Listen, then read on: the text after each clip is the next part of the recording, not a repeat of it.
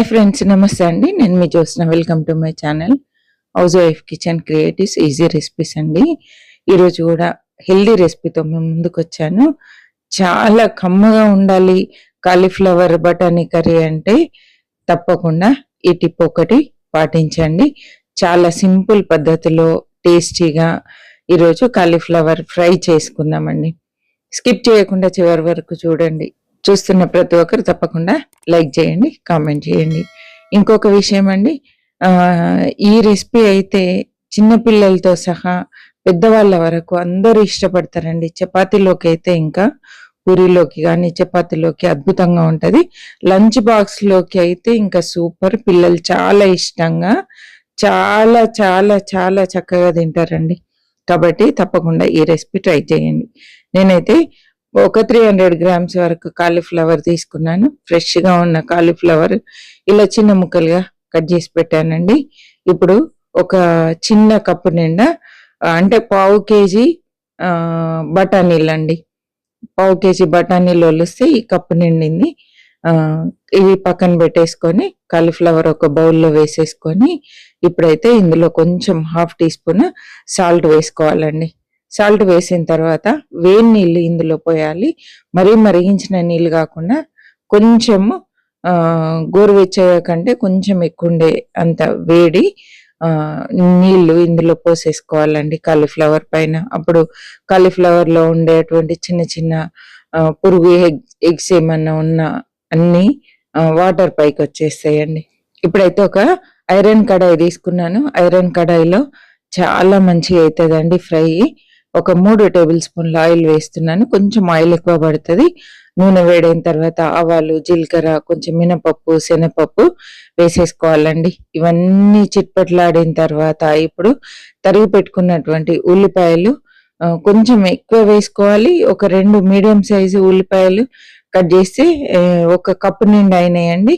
అదేవిధంగా కొంచెం పచ్చిమిర్చి, ఒక 2 పచ్చిమిరపకాయలు, కొంచెం కరివేపాకు వేసుకొని కచ్చపచ్చగా దంపిన వెల్లుల్లిపాయలు వేసుకుందాము. ఎప్పుడు కానీ ఫ్రై కర్రీస్లో వెల్లుల్లిపాయలు పొట్టుతో పాటు కచ్చపచ్చగా దంపితే కడాయిలకు అతుక్కోకుండా మంచి ఫ్లేవర్ వస్తుంది.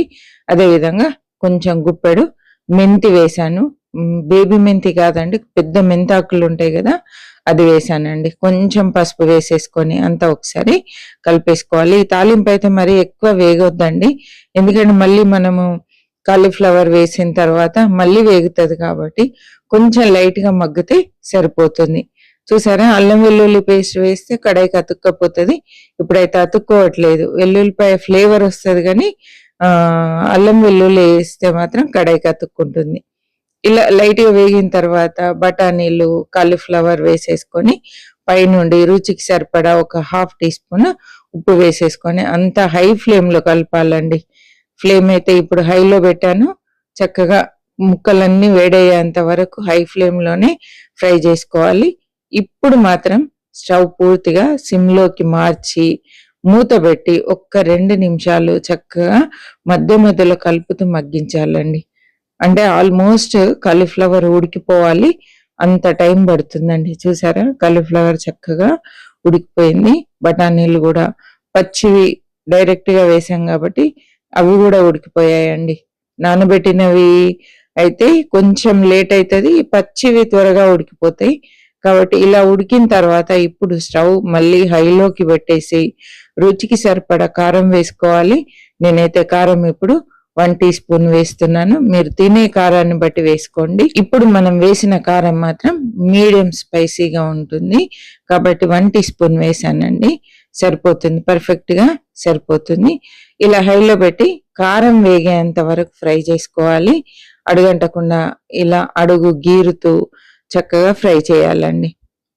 చూసారా, ఇలా ఫ్రై అయిన తర్వాత కంపల్సరీ 1 టీ స్పూన్ శనగపిండి వేయండి. అసలు మీరు శనగపిండి వేసిండ్రా లేదా అన్నట్టుగా వేయాలి, ఎక్కువ వేయొద్దండి. అదేవిధంగా ఒక 1/2 టీ స్పూన్ ధనియాల పొడి వేసుకోవాలి. ఈ శనగపిండి వల్ల కమ్మదనం వస్తుంది కర్రీకి. అసలు వేసింది గుర్తుపట్టనంత తక్కువ వేసుకోవాలండి. వేయమన్నానని చెప్పి స్పూన్లు అస్సలు వేయకండి. ఒక 1 టీ స్పూన్ అయితే సరిపోతుంది. ఈ శనగపిండి అంతా వేగిన తర్వాత కమ్మటి వాసన వస్తుంది. ఇలా వచ్చిన తర్వాత ఫ్రెష్ కొత్తిమీర చల్లేసి అంతా కలిపేసుకొని స్టవ్ ఆఫ్ చేసుకోవడమే. అంతా కలిపేసి స్టవ్ ఆఫ్ చేద్దామండి. చూసారా ఎంత పర్ఫెక్ట్గా కర్రీ రెడీ అయిపోయిందో, ఎంత క్విక్గా అయిపోయిందో చూసారా. చాలా చాలా టేస్టీగా ఉంటుంది. చపాతీలోకి కానీ, రైస్లోకి కానీ, పూరీలోకి కానీ అద్భుతంగా ఉంటుందండి. ఈ రెసిపీ అస్సలు మిస్ కాకండి. ఎందుకంటే ఇప్పుడు పచ్చి బఠానీలు, కాలీఫ్లవర్ మంచిగా మార్కెట్లో చాలా వస్తుంది. కాబట్టి మీరు అస్సలు మిస్ కాకండి. మరి ఒక మంచి రెసిపీతో మళ్ళీ కలుద్దాం. కొత్తగా చూస్తున్న వాళ్ళు ప్రీవియస్ వీడియోస్ చూడండి, నచ్చితే బాగున్నాయి అనిపిస్తే తప్పకుండా సబ్స్క్రైబ్ చేసి పక్కనే ఉన్న బెల్ ఐకాన్ ప్రెస్ చేయండి. ఓకే అండి, బాయ్ అండి.